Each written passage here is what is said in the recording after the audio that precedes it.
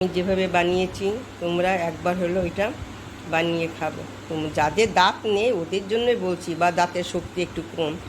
আমার কিন্তু দাঁত আছে, কিন্তু এত শক্ত জিনিস আমি চিবাতে পারছি না। ওই জন্য আমি এটা দিয়ে করেছি। কী দিয়ে করেছি পুরো ভিডিওটা দেখতে তোমরা বুঝতে পারবে আমি কী দিয়ে এটা করেছি। এই যে এই দুধের প্যাকেট দিয়ে আমি করব কান্ট্রি ডিলাইট কাউ মিল্ক। এটা এখন আমি কেটে নিচ্ছি। এখন ফ্রিজে রাখা ছিল, বরফ হয়ে গেছে একদম।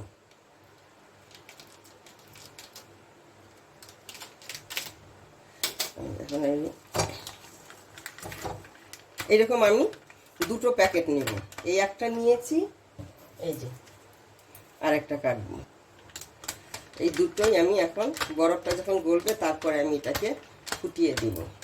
ফুটিয়ে কি করব আপনারা একটু দেখবেন। আমি পুরীতে গিয়েছিলাম, পুরী থেকে গজা নিয়ে এসেছি। আমাদের তো দাঁতের এত শক্তি এখন আর নেই, ওই জন্য আমি কি করব, গজা, এই যে গজাগুলোকে আমি একটু ভেঙে নেব।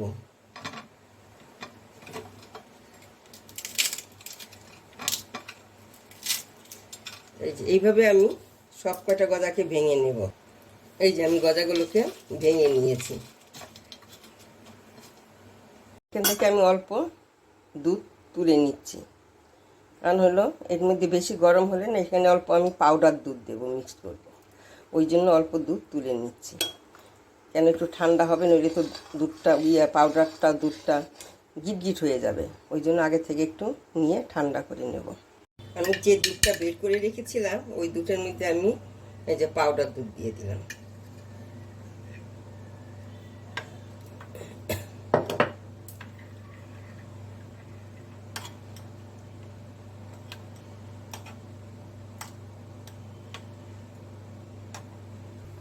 দেখো কত দুধ ছিল, কতটা ঘন হয়ে গেছে এই দুধটা। এখন আমি কি করব, এই যে গজাগুলো আছে দিয়ে দিচ্ছি। কি শক্ত গজা, খাওয়া যায় না। একটা ঘিয়ের নিয়ে এসেছি, ঘিয়েরটা আবার নরম, ওইটা আবার বাবা, ওইটা আবার 500 টাকা কিলো। ওইটা নরম খেতে, কিন্তু এইটা শক্ত, খেতে পাচ্ছি না। এই জন্য কী করব, দুধ দিয়ে ফুটিয়ে দিই, নরম হয়ে যাবে।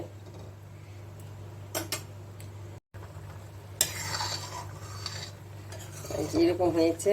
এখন আমি কি করব, বেশি মিষ্টি লাগবে না, কেন গজায় তো মিষ্টি আছে, দুধে নেই, অল্পই লাগবে। এই যে যে দুধটা পাউডার দুধটা গুলে রেখেছিলাম দুধে, এইটা আমি দিয়ে দিচ্ছি।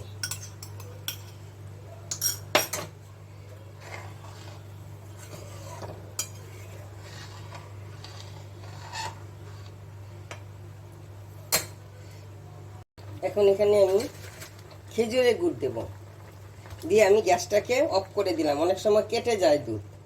আর কি করছি, আমি এখানে অল্পই গুড় দিয়েছি, লাগলে পরে দেখবো, দেখে পরে দেবো। এই যে এলাচ দিলাম।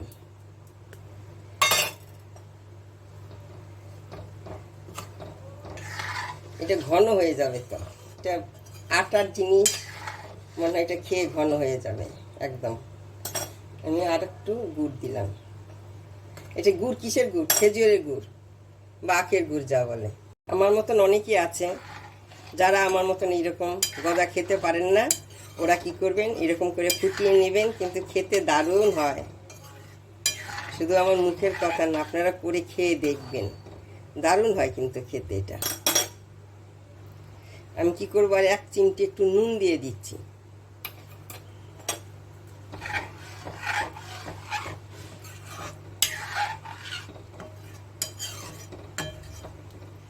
এই যে আমার রেসিপিটা যদি তোমাদের পছন্দ হয় তাহলে লাইক করবে, শেয়ার করবে, সাবস্ক্রাইব করবে।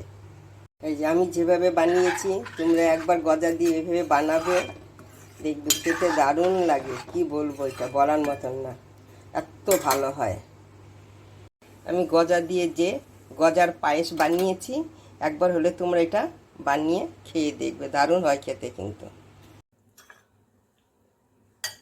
এটা আমি কালকে বানিয়েছি। কি বানিয়েছি, পুরী থেকে গজা নিয়ে এসেছিলাম, ওই গজাটারে পায়েস করেছি। এইটাই আমি এখন খেয়ে দেখব কেমন হয়েছে। সাধারণত পায়েস টায়েস ঠান্ডাটাই ভালো লাগে, এটাই ঠান্ডাটাই ভালো লাগে খেতে। তোমরা আমি যেভাবে বানিয়েছি খেয়ে দেখো দেন এইভাবে করে। দেখি আমিও দেখি এখন কেমন হয়েছে। দারুণ হয়েছে, একদম মিষ্টি, একদম ঠিকঠাক আছে।